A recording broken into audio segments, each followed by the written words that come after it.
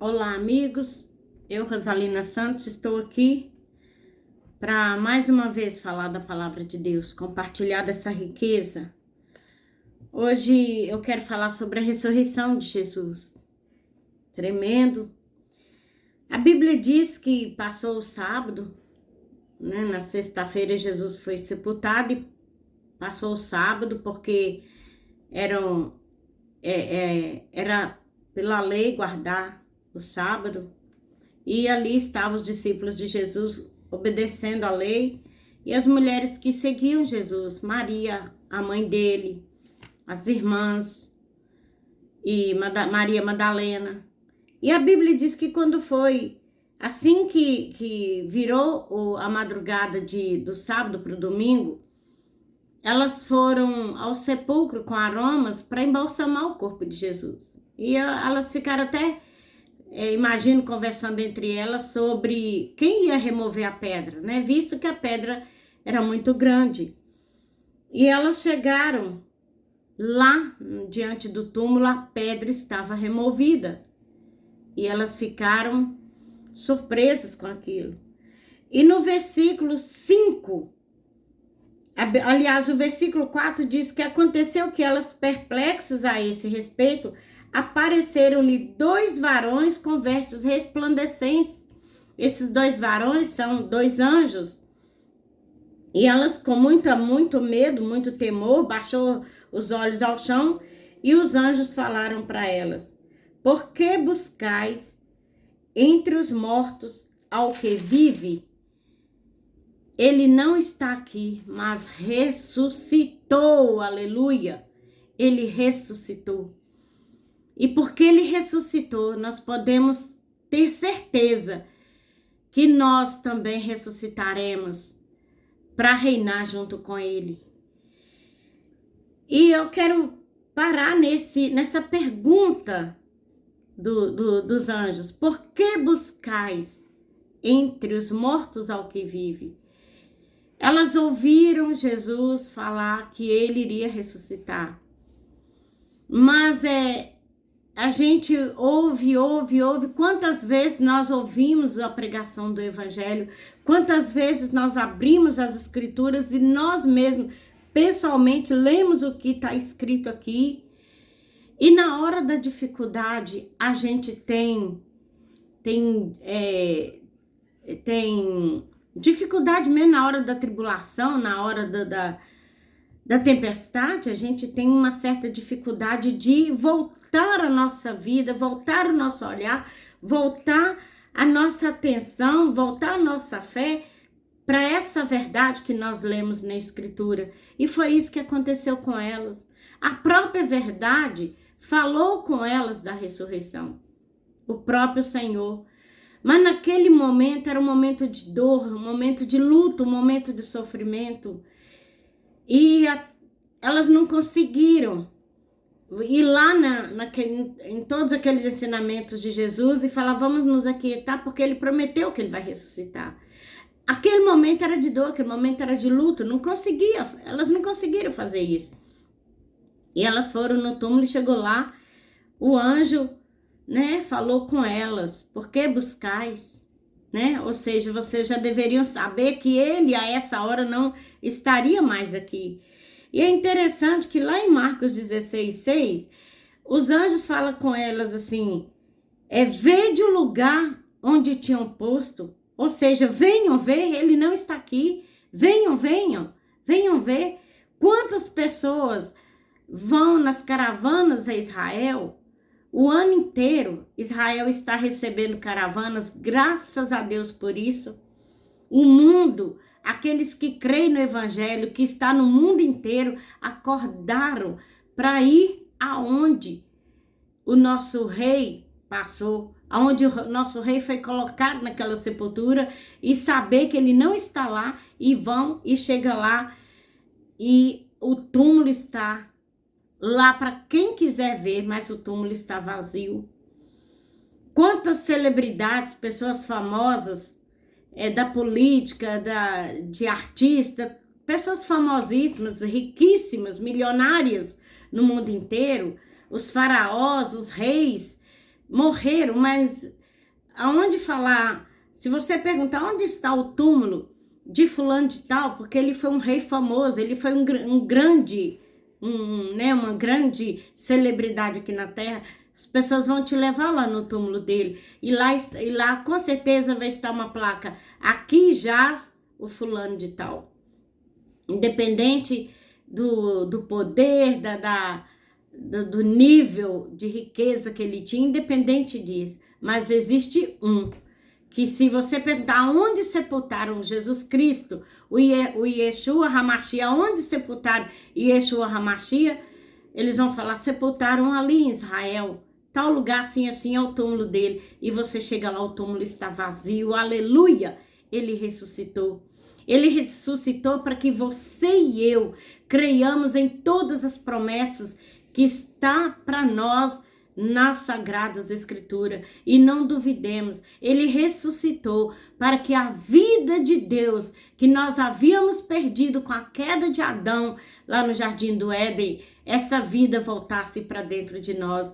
Ele ressuscitou para que nós tenhamos a vida e nós tenhamos em plenitude, que nós tenhamos a paz e tenhamos em abundância. Ele ressuscitou para que nós possamos saber que Ele, o Pai, é uma só pessoa e nós juntos com eles, nós também somos um só com Ele.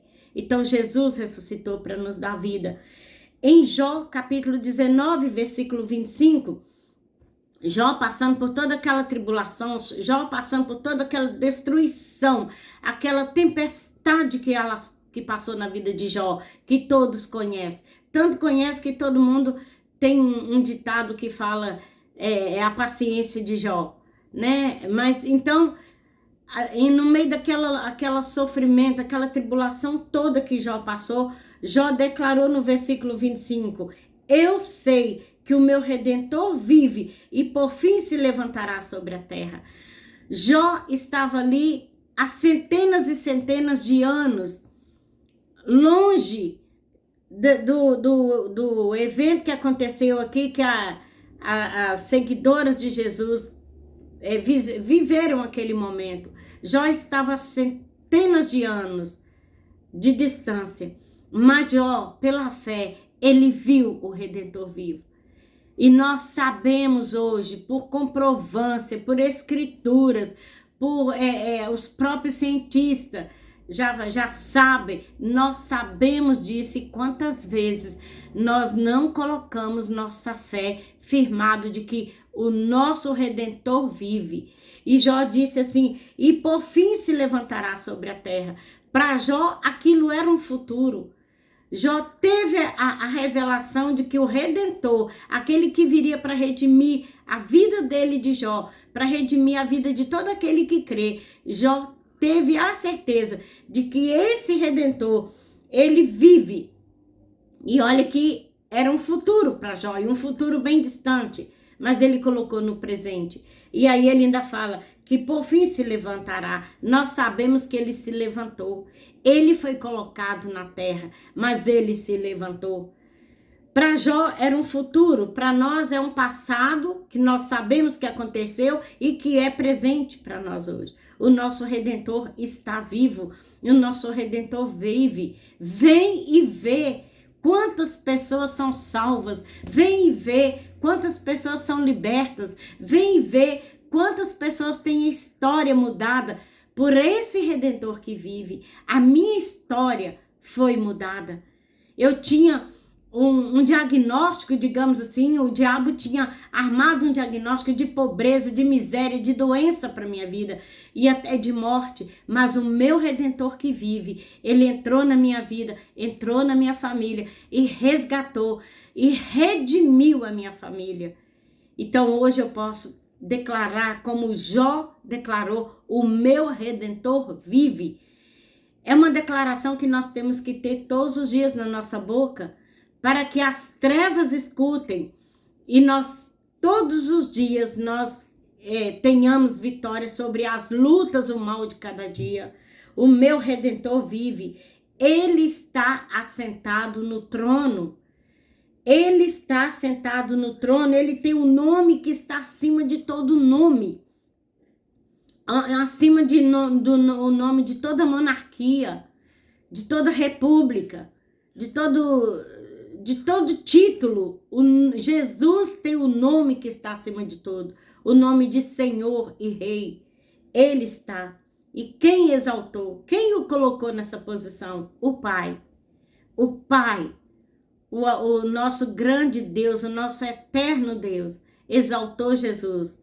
Lá em Filipenses 2,9 fala, ele deu o nome que está acima de todo nome, para que diante do nome do Senhor Jesus, diante do nome de Yeshua HaMashiach, se dobre todo o joelho, nos céus, na terra e debaixo da terra, e toda língua tem que confessar que Jesus Cristo é o Senhor.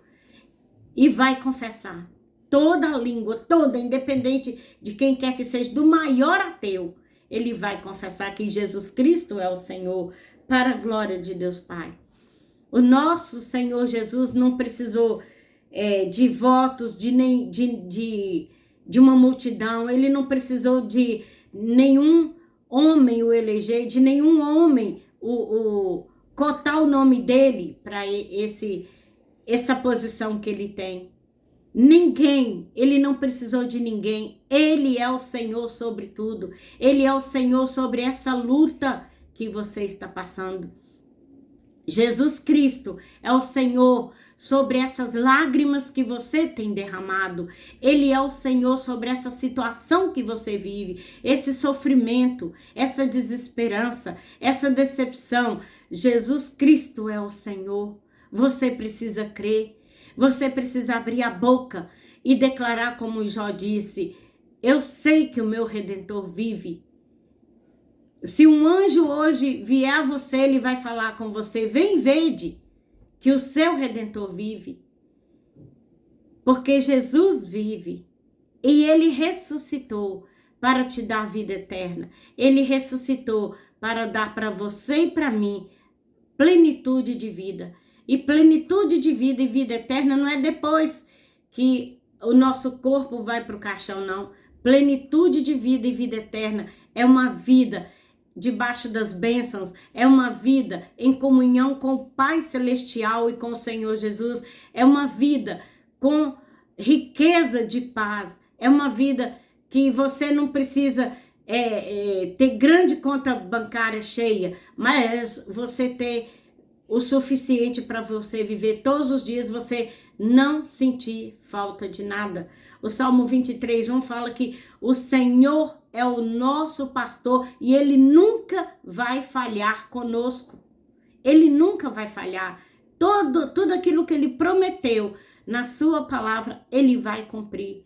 Mas é necessário que você e eu creia. As promessas não podem cumprir se você duvidar. As promessas não podem cumprir se você não tem compromisso de buscar o reino e a justiça de Deus em primeiro lugar. As promessas não vão cumprir se você fica um dia crê, um dia não crê. Um dia espera, um dia está desesperançoso. Aí as promessas não vão cumprir. Mas se você crer, confiar, se você ficar como um monte de Sião, inabalável a sua fé, todas as promessas que ele prometeu nas escrituras, ele vai cumprir. Em todas as escrituras tem 365 vezes a frase não temas. É para você e para mim. Não temas para cada dia do ano. Então agarre-se em não temas, agarre-se em que o teu Redentor vive e ele que te dá essa vitória, em nome de Jesus. Um abraço. Fique com Deus, até o próximo vídeo. Em nome de Jesus.